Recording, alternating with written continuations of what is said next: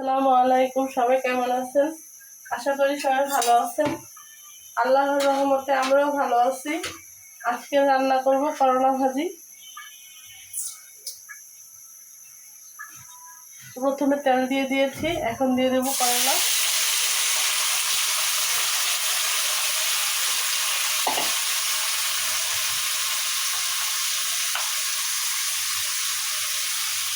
তারপর দিয়ে দেবো পেঁয়াজ। এখন দিয়ে দেবো লবণ, দেবো সামান্য একটু হলুদের গুঁড়ো।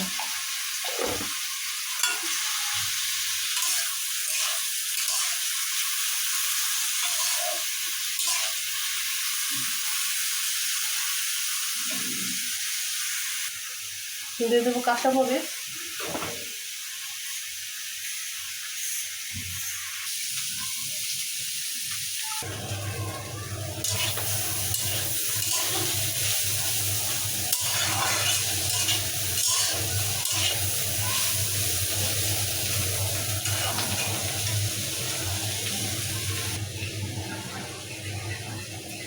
করলা ভাজিটা হয়ে গিয়েছে। সবাই ভালো থাকবেন, সুস্থ থাকবেন। আল্লাহ হাফেজ।